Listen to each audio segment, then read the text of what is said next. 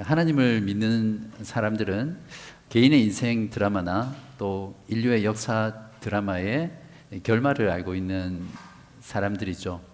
동의하십니까? 해피엔딩으로 끝나는 드라마의 결말을 여러분이 알고 드라마를 보면 어떻습니까?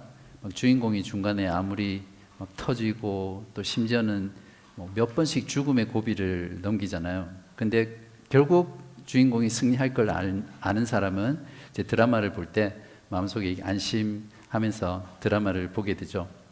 신자도 마찬가지입니다. 우리의 삶과 역사의 끝이 우리는 말씀을 통해서 해피엔딩이라는 걸 알고 살아가죠. 그래서 지금 이 세상에서 우리가 경험하는 불의, 또 고통, 또 시련, 환난, 부조리 이런 것들을 보면서도 우리는 그 끝에 일어나는 일, 또 그것을 우리가 알기 때문에 용기와 또 소망을 가지고 살아갈 수 있습니다. 지금까지 창세기 1장부터 4장까지 말씀으로 설교를 했었는데요. 그러니까 창세기 1장부터 4장의 말씀은 그냥 단순한 우리 일상생활에서 일어나는 그런 내용들이 아니라 우주가 어떻게 시작되었고 또 지구가 어떻게 시작되었으며 지금 우리가 사는 이 세상의 고통은 어떻게 설명을 할 수 있는지, 그리고 그 죄가 시작되어서 확산되는 그런 과정들, 그러니까 세상의 큰 그림들을 우리들에게 하나님께서 보여주셨습니다. 오늘 본문도 역시 죄가 확산됐잖아요. 근데 그 확산된 죄가 결국 마지막에 끝에 어떻게 될 것인지에 대한 진리의 말씀을 우리에게 들려줍니다. 오늘 본문과 설교는 어떤 분들에게는 굉장히 불편할 수 있습니다. 그렇지만 이 말씀을 어떻게 듣느냐에 따라 굿 뉴스가 될 수 있습니다. 오늘의 이 불편한 이야기가 오히려 여러분에게 굿 뉴스, 복음, 용기와 소망을 주는 하나님의 말씀이 되기를 간절히 기도합니다. 여자의 후손의 계보를 죽인 가인의 후손은 가서 성을 쌓고 또 문명을 만들었었죠. 이게 지난주 말씀이었는데 그에 비해서 하나님이 아벨 대신 주신 셋의 자손 여자의 후손의 계보는 무엇을 했습니까? 하나님의 이름을 부르며 예배하는 공동체였습니다. 4장 뒤에 5장을 보시면 뛰어넘었는데요. 누가 몇 세에 누구를 낳고 몇 년을 살며 자녀들을 낳다가 죽었더라. 이게 계속 반복됩니다. 그러다가 마지막 5장 32절에 노아가 셈과 함과 야벳을 낳았더라. 이렇게 끝을 맺거든요. 그 말은 이 창세기의 저자가 이제부터 시작하게 될 서사의 주인공 이 노아가 여자의 후손인 셋의 계보라는 것을 배경에 딱 깔아놓고 이야기를 시작하는 겁니다. 자, 그리고 6장 9절에서 이것이 노아의 족본이라 라고 하면서 노아는 의인이요 당대의 완전한 자라 그는 하나님과 동행하였으며 라고 주인공을 소개합니다. 하나님께 이런 평가를 받는 사람 정말 영광이죠. 성경에 보면 노아와 같은 평가를 받는 사람이 있죠.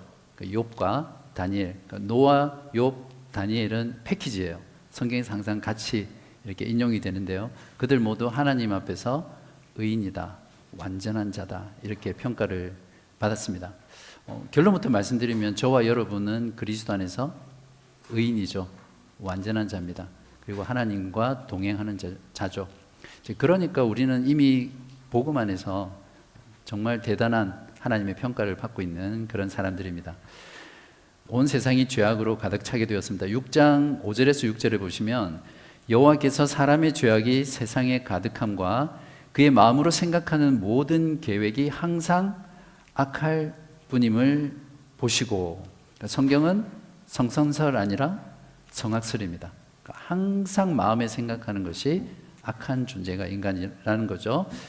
땅 위에 사람 지으셨음을 한탄하사 마음에 근심하시고, 11절과 13절에서는 온 땅이 부패하고 포악함이 가득했다. 하나님은 인간이 죄악으로 인해서 만들어가는 그 세상을 보고 인간 지으신 것을 한탄하셨다고 말씀합니다. 그리고 후회하셨다, 근심하셨다, 이런 표현들을 쓰십니다. 거룩하신 하나님은 하나님이 창조하신 하나님의 세계에 결코 죄와 악을 용납하지 않으시는 분이죠.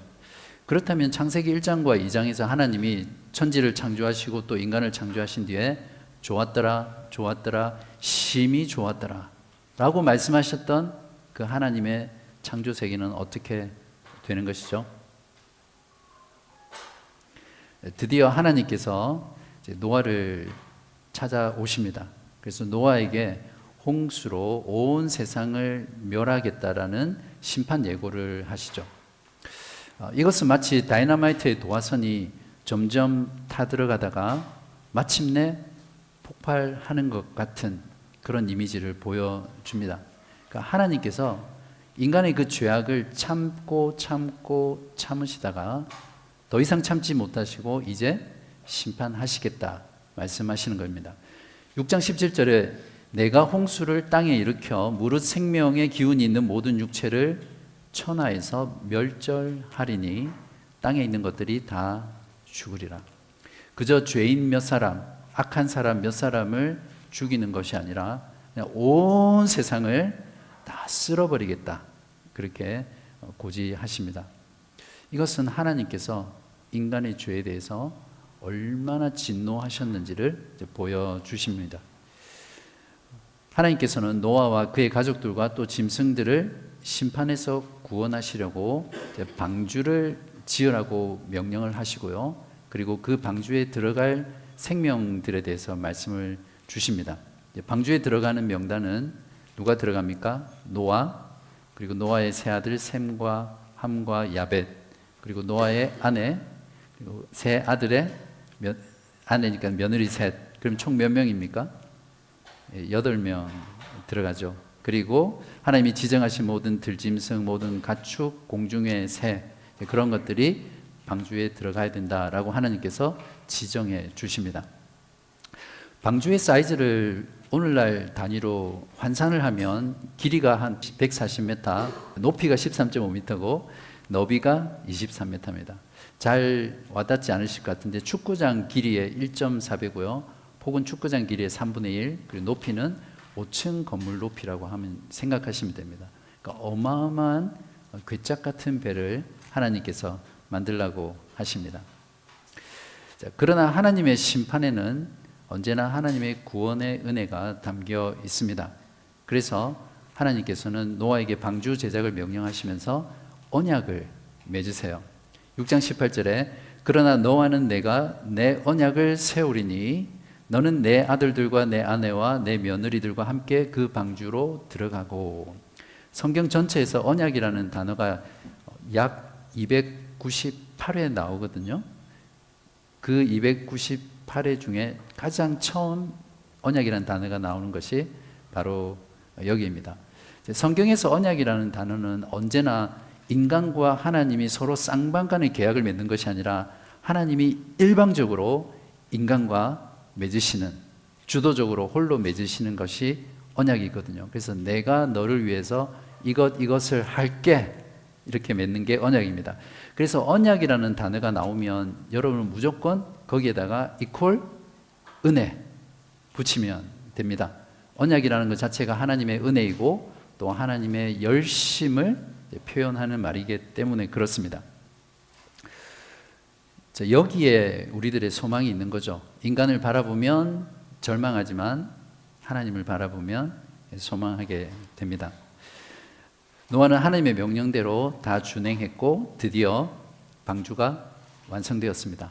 그래서 하나님께서 이제 방주로 들어가라고 말씀하시죠. 이제 곧 온 세상에 재앙의 홍수가 쏟아질 것입니다. 여기서 특이한 점이 있는데요. 7장 16절을 보시면 들어간 것들은 모든 것의 암수라. 하나님이 그에게 명하신 대로 들어가매 여호와께서 그를 들여보내고 문을 닫으시니라. 그러니까 노아가 노아 방주에 제대로 다 들어갔는지 인원 점검을 한 뒤에 마지막에 자기가 문을 탁 닫고 들어간 게 아니에요. 표현을 보시면 하나님께서 들여보내시고 그리고 모든 짐승도 사실은 하나님이 섭리 가운데 명령하셔서 방주 앞으로 모인 거거든요. 그리고 하나님께서 노아를 들여보내시고 그 문을 착하다 닫으신 겁니다. 하나님이 구원하시고자 하는 사람들을 마치 캡슐에다가 넣어서 보존하시는 것 같은 그런 이미지죠. 기억나실지 모르겠지만 모세 엄마가 아들을 살리려고 무엇을 합니까? 아기 모세를 역청과 진흙을 바른 갈대 상자, 그것을 만들어서 그 안에다가 들여보내잖아요. 그리고 나일 강물에 띄웁니다. 마치 하나님께서 노아 방주를 만드시고 이제 곧 홍수를 내리시고 거기에서 하나님이 택하신 자들을 구원하시기 위해서 방주에 집어넣는 이 장면은 굉장히 유사한 장면이죠. 하나님의 은혜와 또 자상함이 돋보이는 그런 모습입니다. 이제 하나님의 심판의 고지대로 40일 밤낮으로 창세기 1장에 보면 궁창 위에 물이 있고 궁창 아래에 물이 있는데 하늘의 창문을 터뜨리시는 거예요. 그리고 깊은 샘을 터뜨립니다. 그러니까 이 바다에서 터져 나온 물, 또 하늘에서 쏟아지는 물이 온 세상을 이제 홍수로 뒤덮게 되는 거죠. 그래서 가장 높은 산, 학자들은 터키에 있는 아라랏 산이라고 하는데요. 가장 높은 산보다 7m 정도 더 물이 잠기게 되었습니다. 자, 이것은 죄악으로 가득한 세상을 하나님께서 철저하게 심판하신 모습을 보여줍니다. 7장 23절 지면의 모든 생물을 쓸어버리시니 곧 사람과 가축과 기는 것과 공중의 새까지라 이들은 땅에서 쓸어버림을 당하였으되 오직 노아와 그와 함께 방주에 있던 자들만 남았더라. 노아 방주 안에 있는 생명들을 제외하고는 온 세상 가운데 그 어떤 생명도 남아있지 않았습니다. 이것은 하나님께서 창조하신 창조 세계를 다시 뒤집어 놓으신, 거꾸로 돌려 놓으신 그런 사건이죠. 하나님의 심판만큼 하나님의 거룩하고 공의로운 성품을 나타내는 것은 없습니다. 요즘 시대에는 하나님의 심판, 죄, 죄책 이런 것들을 정말 싫어하죠. 그러나 하나님의 심판을 볼 때 우리는 하나님의 거룩하시고 또 공의로우신 성품을 알게 됩니다. 하나님은 결코 하나님이 창조하신 자신의 나라에 죄와 악을 허용하지 않으신 분입니다. 그런 면에서 노아의 홍수 심판, 모든 것을 진멸한 그 홍수 심판은 최후 심판에 대한 프리뷰입니다. 하나님은 소돔과 고모라를 완전히 멸망시키셨죠. 이스라엘 백성들이 하나님을 반역하고 불순종했을 때 광야 1세대들, 즉 출애굽시킨 그 이스라엘 백성들을 광야에서 다 죽여버리세요. 그리고 광야 2세대를 가지고 약속의 땅에 들어가잖아요. 이후에 북이스라엘 왕국은 아수르에 진멸시킵니다. 그리고 유다는 바벨론의 손에 심판하시죠.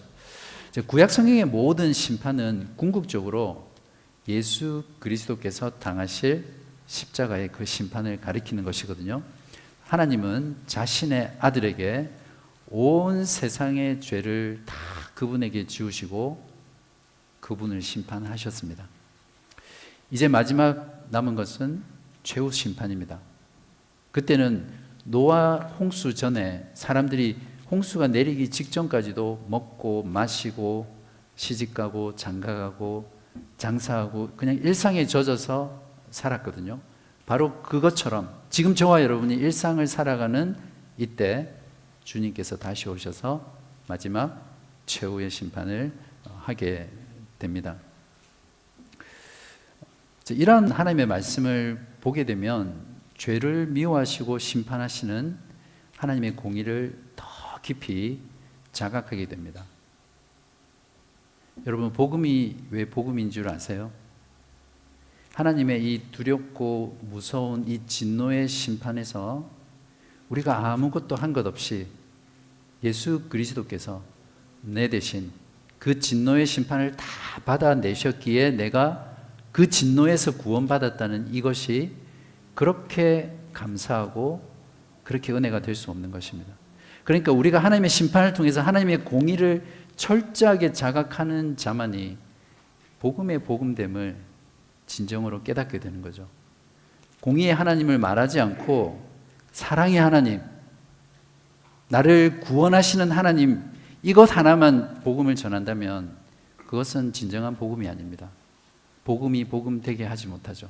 반쪽짜리 복음입니다. 이런 노아의 홍수의 심판을 통해서 우리는 하나님의 거룩하심, 공의로우심, 죄인은 반드시 진멸하신다는 그 하나님을 알게 될 때 하나님께서 예수 그리스도를 통해서 우리를 구원해 주신 그 복음이 진정으로 굿뉴스가 되는 거죠. 온 세상이 물바다가 되었습니다. 이대로 끝인가요? 심판의 물 위에 마치 와인 뚜껑, 콜크라고 하나요? 그 콜크 뚜껑이 또는 가랑잎이 둥둥둥둥 떠다닙니다. 노아의 방주죠. 하나님은 그 무서운 심판의 물에서 노아와 그와 함께 있는 가족들 그리고 생물들을 구원하셨습니다. 하나님이 이제 노아와 그와 함께 있는 가족들 그리고 모든 짐승들을 기억하셨다라고 말씀합니다. 하나님이 기억하신다는 것은 은혜를 베푸신다는 뜻이죠.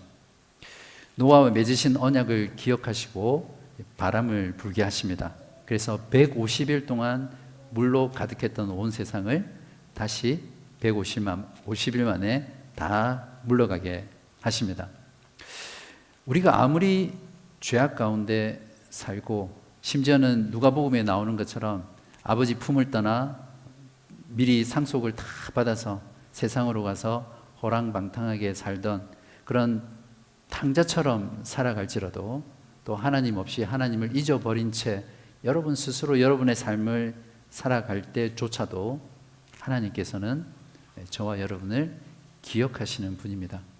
혹시 지금 여러분의 삶이 혼돈 가운데 또 공허 가운데 흑암 가운데 무질서 가운데 살아가진 않습니까? 여러분을 기억하시는 하나님을 기억하시고 다시 하나님께 나오는 여러분 되시기를 바랍니다. 8장 1절에 보시면 하나님이 바람을 땅 위에 불게 하셔서 물을 줄이십니다. 창세기 1장 2장에 보면 혼돈과 공허와 흑암 가운데 수면 위에 하나님의 영이 운행하시더라 이런 표현이 나오거든요. 지금 동일한 표현을 하고 있는 거예요. 그러니까 르아흐라는 이 단어를 가지고 그 바람이 지면 위에 부는 겁니다. 그래서 파괴적인 물이 물러가게 하시는 거죠. 그러니까 이 말은 하나님이 지금 재창조를 하고 계신다는 말입니다. 하늘의 창문을 닫으시고 또 깊은 샘을 막으셔서 물길을 막고 이제 마른 땅이 물에서 드러나게 하시는 겁니다. 창세기 1장의 그 창조가 다시 여기에서 재현이 되고 있습니다. 그렇기 때문에 노아는 이제 새로운 인류의 대표인 새로운 아담입니다. 그래서 노아에게 아담에게 주셨던 창세기 1장 28절의 복의 명령을 다시 주시죠. 9장 1절만 보면 하나님이 노아와 그 아들들에게 복을 주시며 그들에게 이르시되 생육하고 번성하여 땅에 충만하라. 하나님께서는 홍수로 재창조하신 그 세상에서 여자의 후손인 노아와 함께 다시 하나님의 왕국을 새롭게 시작하셨습니다. 노아는 심판에서 구원하여 주신 여호와 하나님께 감사의 제사를 드립니다. 이제 번제를 드리는데요. 하나님이 보존하신 여자의 후손인 셋의 계보답게 여호와의 이름을 부르며 예배하고 있습니다. 그런 면에서 지난주에도 말씀을 드렸지만 하나님의 구원을 받은 백성들은 언제나 예배하는 공동체라는 것을 여기서도 다시 한번 확인할 수 있죠. 하나님께서는 그 번제를 기쁘게 받으셨습니다. pleasing aroma라는 표현인데요. 그 향기가 너무 맡기에 좋은 그런 번제였다는 거죠. 그리고 다시는 인간으로 인해서 땅을 저주하지 않겠다고 마음에 작정하십니다.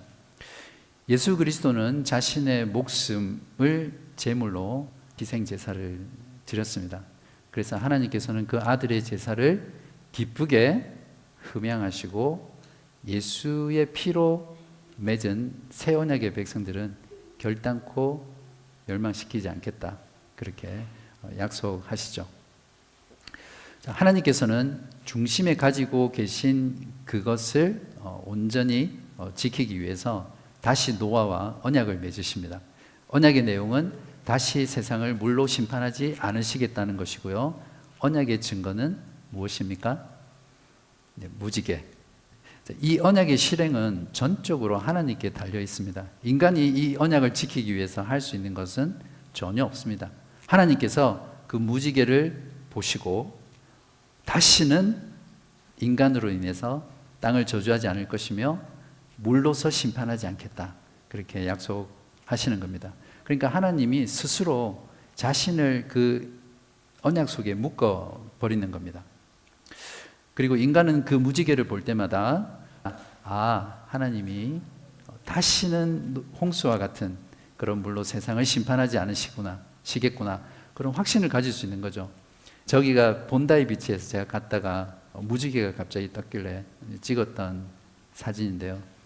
여러분, 무지개를 볼 때마다 이 노아 홍수 사건과 또 하나님의 언약을 기억하십시오. 하나님께서 물로는 다시 세상을 심판하지 않으시구나. 그것들을 우리가 언약을 통해서 확인하는 거죠. 이렇게 하나님은 죄악된 세상을 완전히 심판하신 후에 새롭게 창조하신 땅에서 노아와 함께 하나님의 나라를 새롭게 시작하셨습니다. 그러나 여기에 딜레마가 있습니다. 하나님께서 죄악으로 가득한 세상을 홍수로 다 멸하시고 깨끗하게 하셨지만 인간의 본성은 전혀 변하지 않았습니다. 8장 21절에 이는 사람의 마음이 계획하는 바가 어려서부터 악함이라 내가 전에 행한 것 같이 모든 생물을 다시 멸하지 아니하리니. 여기 아기들도 있는데 정말 그래요. 여러분, 아기들은 선하다고 생각하세요? 결코 그렇지 않습니다.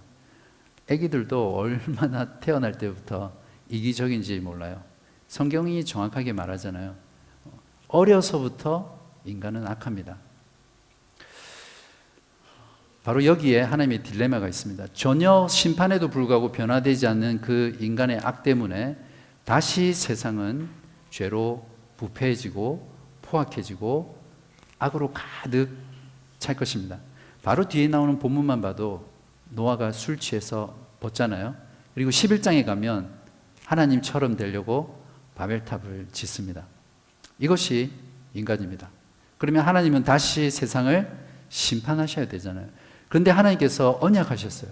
다시는 물로 세상을 심판하지 않으시겠다. 무지개를 보증수표로 주셨죠. 하나님은 과연 이 딜레마를 어떻게 해결하시겠습니까? 하나님은 이 딜레마를 해결하기 위해 자기 아들을 궁극적으로 세상에 보내셨습니다. 노아는 우리가 그냥 단순히 홍수 사건의 그런 어떤 이야기의 인물로 보아서는 결코 안 됩니다. 그러면 유대인이 창세기를 읽는 것과 똑같이 읽는 것이거든요. 노아는 예수 그리스도를 가리키는 모형적 인물입니다. 조금 어려운 말일 수 있는데 그림자다. 그러니까 노아의 그 모든 삶과 또 일과 그 하나님께서 그와 관계 맺은 것들은 결국 예수 그리스도를 통해서 이루실 것을 미리 보여주시는 그림이다, 이렇게 생각하시면 됩니다. 노아는 인류를 대표하는 새로운 아담이었죠. 여자의 후손이었고 의인이며 당대의 완전한 자고 하나님과 동행한 자였습니다. 무엇보다 하나님께서 죄악된 세상을 심판하시고 노아와 함께 새롭게 시작한 인물이죠. 그러나 예수 그리스도는 노아보다 훨씬 크신 분이십니다. 예수님은 하나님의 독생자이시고요, 새로운 아담이시고 궁극적인 여자의 후손입니다. 하나님께서 온 세상의 죄를 대신해서 예수님에게 진노의 심판을 부으시고 그를 살리셔서 새로운 인류를 만드시고 새로운 하나님의 나라를 새롭게 시작하신 분이십니다.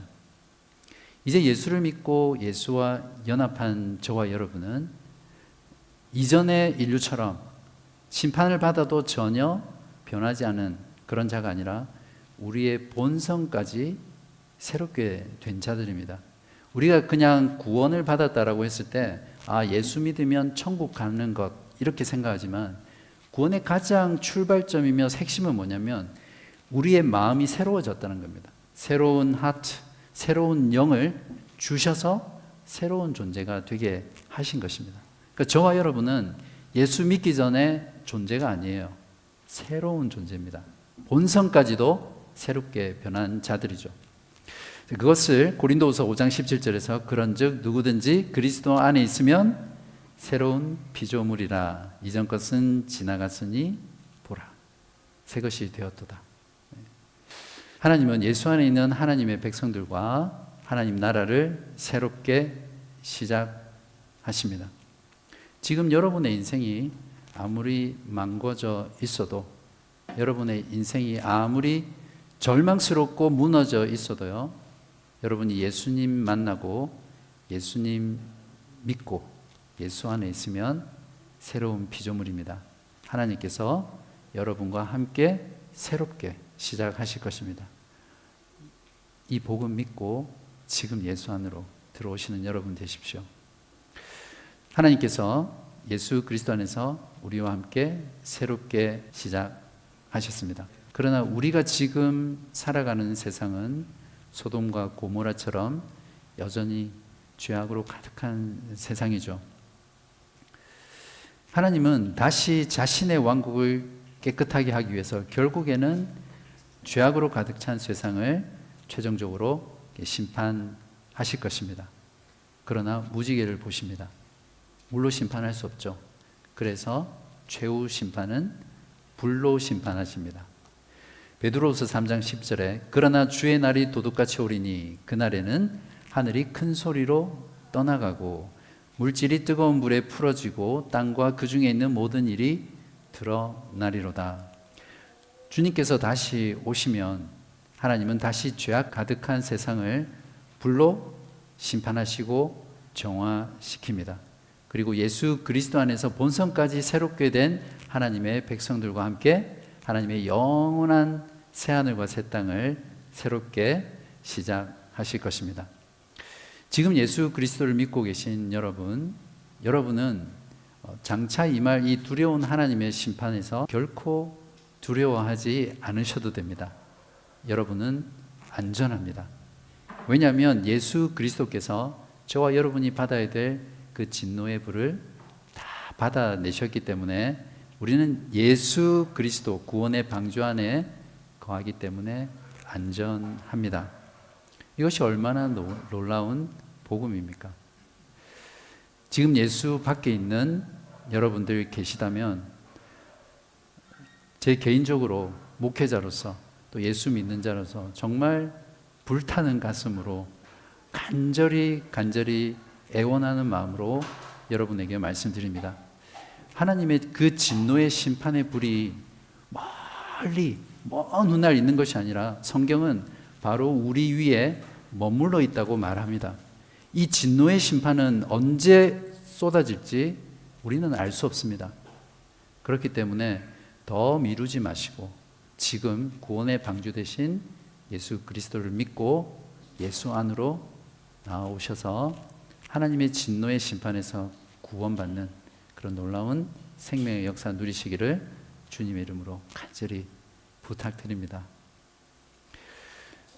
사랑하는 여러분, 하나님께서는 죄와 허물로 죽었던 저와 여러분을 예수 그리스도를 통해서 구원해 주셨고 또 하나님의 백성으로서 지금 새롭게 시작하시고 또 영원히 새롭게 시작하실 것입니다.